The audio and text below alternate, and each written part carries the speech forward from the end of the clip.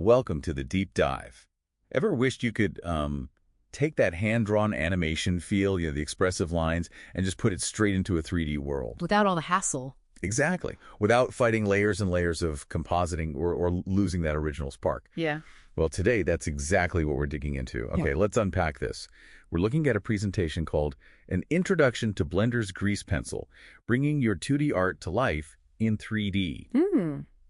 And our mission, for you listening, is to really get how this pretty unique tool melts away that old wall between 2D drawing and the 3D environment. Oh, it's genuinely fascinating. What's really key here, I think, is how Grease Pencil just sort of redraws the map for digital artists, not just animators. It lets you create hand-drawn art, right? But it's vector-based. Meaning super sharp lines. Always. Always sharp, no matter the scale. And the kicker, that art exists as a real 3D object inside the 3D space. It's a completely new kind of canvas. Okay, so hang on. It's not just like sticking a flat drawing onto a 3D set. Not at all. That's the groundbreaking bit, isn't it? Your hand-drawn lines actually have depth. They react to lights and cameras like other 3D objects. Precisely. Which is something traditional 2D just couldn't do natively in a 3D world before. I've seen people use it for, everything. Proper fluid animation, slick motion graphics. Storyboarding, too. Yeah, dynamic storyboards, and these amazing blends of 2D characters in 3D scenes. It seems incredibly flexible. It really is. And the surprising part is how easy it is to get started. You open Blender, pick the 2D animation preset, and bam, you've got a workspace all set up for Grease Pencil. Then you just switch it between different modes depending on what you're doing. Right, the modes. Yeah. That seems core to how the 2D and 3D parts mesh together. You've got your basic draw mode for sketching. Familiar territory. But then edit mode lets you tweak points and lines, kind of like Illustrator or Inkscape. Very similar, yeah. Precise control over the vectors. But then, and this is the bit that really grabs me, sculpt mode. You can push and pull the 2D lines like they're 3D geometry, almost like digital clay. Exactly. You can smooth them, nudge them, give them a real sense of form in 3D space. That feels like a big shift. It is. It brings this sculptural quality to drawing. And to keep it all organized, you use layers, just like you'd expect in 2D software. There's a dedicated properties panel for managing layers and materials. Okay, so your digital filing cabinet. Basically, yeah. And for drawing itself, you've got the essential draw tool, a fill tool for coloring, an erase tool.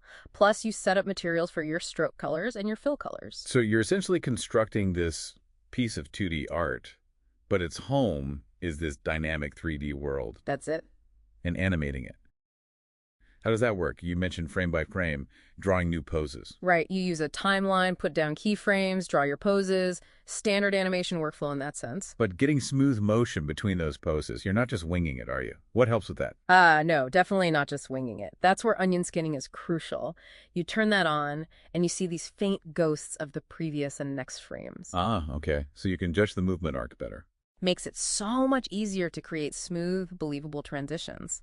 Plus, Blender has things like modifiers and interpolation tools that can help automate some of the in-betweening. Makes the workflow faster. Definitely more efficient. And the really wild thing is, all this beautiful 2D work, it's just there in a 3D space you can move around in. Exactly. You can orbit your camera, zoom, pan. Treat it like a real scene. Switch to your final render camera to see how it looks. It's not just drawing, it's staging, performance, lighting, all integrated from the start. So it brings that immediacy of traditional animation right into the 3D pipeline. Yeah, if you look at the big picture, Grease Pencil really does unify these workflows. It doesn't just bridge the gap. Often it makes the gap disappear. 2D animation gets the benefits of 3D cameras, lights, spatial interaction right away. No complex compositing needed later. Understanding just these basics gives you a pretty powerful foundation then. A very strong foundation for any artist wanting to broaden their toolkit. So what does this all mean for you listening? Well, it means Grease Pencil gives you the power to weave hand-drawn art directly into 3D scenes.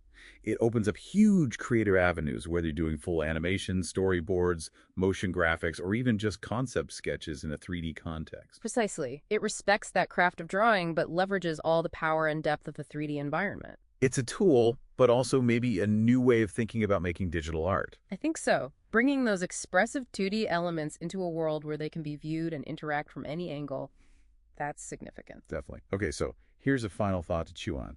How might this seamless blend of 2D drawing within 3D space totally reshape animated storytelling down the line?